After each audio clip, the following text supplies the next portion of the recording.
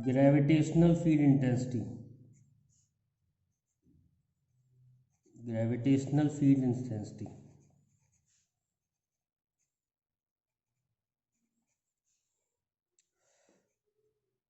तो बेटा gravitational field intensity क्या होता है? Force experienced by unit mass, by unit mass is called gravitational field intensity.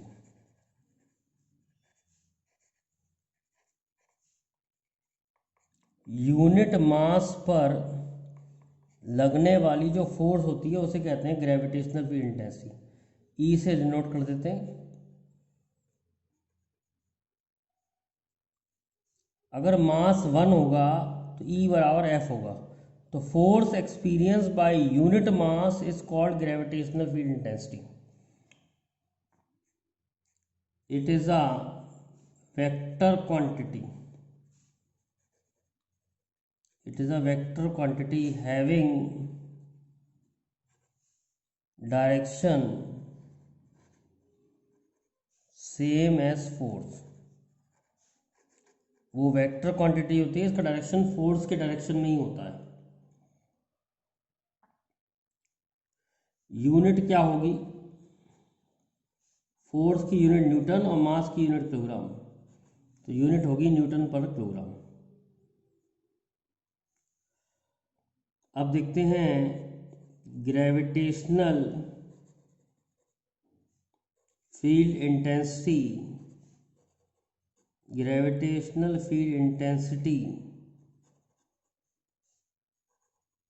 Due two point mass. किसी point mass की gravitational field intensity निकालनी। जैसे ये मास m है, इसकी r डिस्टेंस पर p पॉइंट पर ग्रेविटेशनल फील्ड इंटेंसिटी निकालनी है। तो p पॉइंट पे एक मास रख लो m नॉट, तो ग्रेविटेशनल फील्ड इंटेंसिटी होगी फोर्स जो इस पे लगेगी डिवाइड बाई m नॉट। तो बेटा फोर्स कितनी लगेगी? ग्रेविटेशन के न्यूटन लॉ ऑफ ग्रेविटेशन से फोर्स लगेगी m not upon R square, और इंटेंसिटी का फॉर्मूला है F अपॉन m नॉट। तो m not upon R square divide by m not, तो जी आ गया m बाई आर स्क्वायर। तो ग्रेविटेशनल फील्ड इंटेंसिटी का फॉर्मूला होता है m बाई आर स्क्वायर। ऐसे भी सोच सकते हैं, जैसे ये मास m है और p पॉइंट पे इंटेंसिटी निकालनी है, तो 1 किलोग्राम पे जो फोर्स लगती है, 1 किलोग्राम पे कितनी फोर्स लगेगी? m into 1 upon R square. यही ग्रेविटेशनल फील्ड इंटेंसिटी होती है। कितनी इंटेंस है, कितनी इंटेंसिटी है फोर्स की, उसको हम कहते हैं ग्रेविटेशनल फील्ड इंटेंसिटी। तो हम यूनिट मास पे चेक करते हैं कि कितनी फोर्स लग रही है। यूनिट मास पे जितनी फोर्स लगती है वो से हम कहते हैं ग्रेविटेशनल फील्ड इंटेंसिटी। एक न्यूमेरिकल देखते हैं ग्रेविटेशनल फील्ड इंटेंसिटी पे। 2 masses 100 kilogram and 10,000 kilogram are placed 1 meter apart.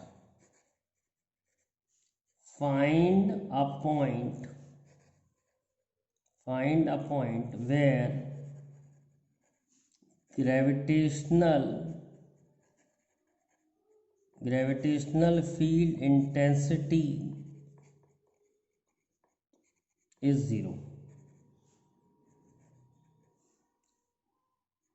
तो एक 100 किलोग्राम का है और एक 10,000 किलोग्राम का है। आपको ऐसा पॉइंट बताना है जहाँ पर ग्रेविटेशनल फील्ड इंटेंसिटी 0 होगी। तो वो पॉइंट बीच में लाई करेगा, मान लो x पर। तो ये कितना हो गया? 1 माइनस एक्स। अब ग्रेविटेशनल फील्ड इंटेंसिटी का डायरेक्शन कैसे निकालते हैं? मान लो ये a है, ये b है, तो इधर एक यूनिट मास रखेंगे, याद रहे मास रखेंगे। ये मास इसको अट्रैक्ट करेगा तो इसकी फोर्स इधर होगी, तो इंटेंसिटी भी इधर होगी। ये वाला मास इसको अपनी ओर अट्रैक्ट करेगा तो इसकी फोर्स इधर होगी, तो इंटेंसिटी भी इधर होगी। जहाँ फोर्स होती है वहीं इंटेंसिटी होती है। और अगर EA is equal to EB हो गया तो नेट इंटेंसिटी 0 आ जाएगी। तो G इंटू 100/x², ए की इंटेंसिटी हो गई। G इंटू 10,000/1 - x², इसकी इंटेंसिटी हो गई। सॉल्व करेंगे तो ये आ जाएगा 100/x² is equal to 10,000/1 - x²। तो 1/x² is equal to 100/1 - x²। Square root ले लेते हैं दोनों तरफ। तो 1/x is equal to 10/1 - x। तो 1 - x is equal to 10x। 11x is equal to 1, तो x इज इक्वल टू 1/11। तो 1/11 मीटर पर ए पॉइंट से इंटेंसिटी की वैल्यू 0 होगी। अब देखते हैं बेटा ग्रेविटेशनल पोटेंशियल। ग्रेविटेशनल पोटेंशियल क्या होता है?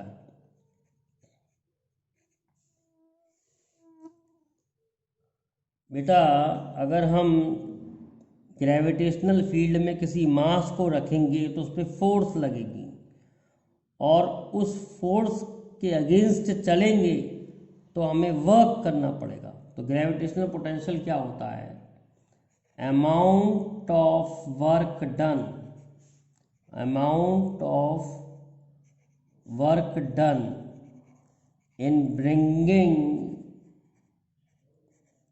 bringing unit mass from infinity, in bringing unit mass from infinity to a point in gravitational field of another mass is called gravitational potential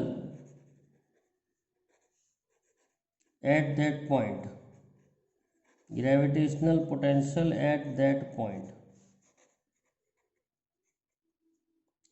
तो यूनिट मास को इन्फिनिटी से P point तक लाने में किया गया वर्क उस पॉइंट का पोटेंशियल होता है। जैसे ये एक मास m है, ये एक मास m है और हमें P पॉइंट पे पोटेंशियल निकालना है। तो एक यूनिट मास को यानी 1 किलो मास को विदाउट एक्सेलरेशन P पॉइंट तक लाएंगे तो जितना वर्क करना पड़ेगा, यानी इन्फिनिटी से P पॉइंट तक लाने में जितना वर्क करना पड़ेगा यूनिट मास को, मास की वैल्यू 1 है, उस पॉइंट का पोटेंशियल होगा। तो पोटेंशियल की यूनिट यहाँ से क्या निकलेगी? जूल पर किलोग्राम।